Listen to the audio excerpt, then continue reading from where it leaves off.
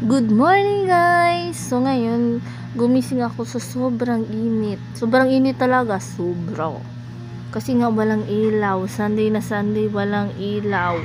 So, expect natin, Sunday, plus bonus ng mga government employee. Char! Bonus nila, baka naman. So, maraming tao ngayon sa KCC. Maraming customer ngayon. So, kailangan ko na mag-ready. I-check muna natin yung dalawa kung gising na. Oh, as you can see, walang gumagalaw. So, magdandahan muna ako magbihis para iaakit ko na sila. Ayan nga. Bihis na nga ako. So, i-check natin ulit sila. Yan na.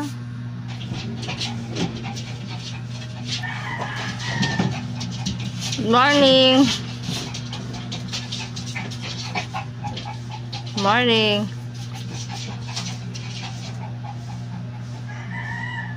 Morning. So, gising na nga talaga sila guys.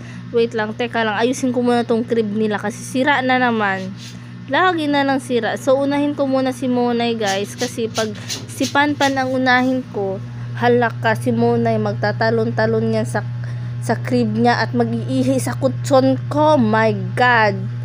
Hay naku, aga-aga nga guys, pagod na ako. Pagkatapos ko sila talian, so maghuhugas na ako ng plato.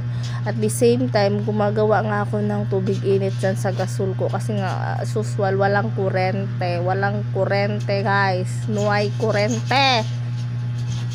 So, titimpla lang muna ako ng kape ko. Magpe-prepare ako. Tingnan na dyan ako naggawa ng tubig init.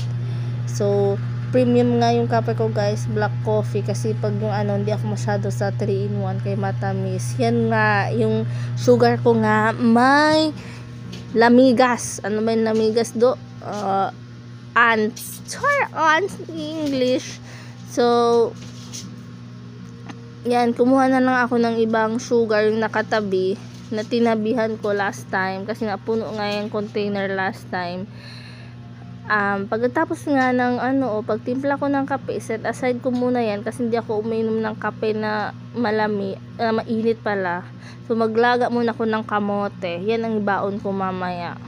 So babalik nga tayo sa hugas ng plato. Ay naku, umaga pagod na ako. Paano pa pag mamaya hanggang 9 pa ako ng gabi. Pagkatapos ako maghugas ng plato, papakainin ko sila. Yan na nga yung ulam nila guys. Niluto ko na yun nung nakaraan. Tinabi ko lang. Hindi man nasisira. So, kalabasa na may manok at saka okra. Paborito yan nila guys. May dog food nga yan siya kasi akala ko may gatas pa. Halura yang why na gatas be. Wala na gatas. So, nilagyan ko na lang ng kanin. Dinadagdagan ko ng daming ulam sa nakakainin nila yan kasi picky eaters pa man sila. So ngayon pagkatapos ko sila pakainan, ako na naman para makapag-prepare naman ako sa sarili ko. Losyang ng person, haggard na sobra. So magsi-cellphone muna ako guys. Alam nyo na, yung nakaaso ako, bale yung trabaho ko naging doble, pero okay lang kasi masaya naman ako sa kanila. Kaligayahan ko, kailangan ko doble kayod, kailangan ko gumising ng maaga para maano sila kasi kawawa naman pag pupunta ko sa work, 8 hours ako doon, so 8 hours din sila hindi kakain hanggang pagdating ko. So piniprepare ko talaga yan sila ng pagkain, buti nga andun sila, char. So tapos na nga ako mag-inom ng kape, satisfying talaga yan. Diba? May sound pa. So, yung sobra na tinapay, itatabi ko yan para mamayang gabi. Ngayon, magpiprepare naman ako ng pagkain ko. I mean, baon ko. Wala na nga akong tubig, guys. So, bibili na lang ako dun sa KCC mamaya sa cafeteria namin. I-distill nga talaga yung water ko guys kasi nga yung tiyan ko para madali, hindi ba siya mabigat ba sa tiyan.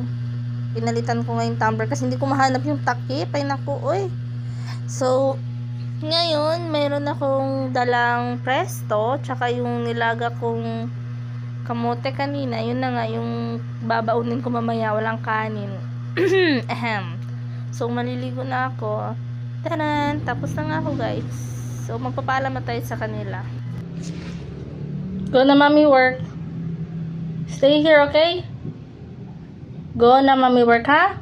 Monay? Don't go outside, okay? Pan, stay here. Go na, mommy, work. Bye-bye. Love you.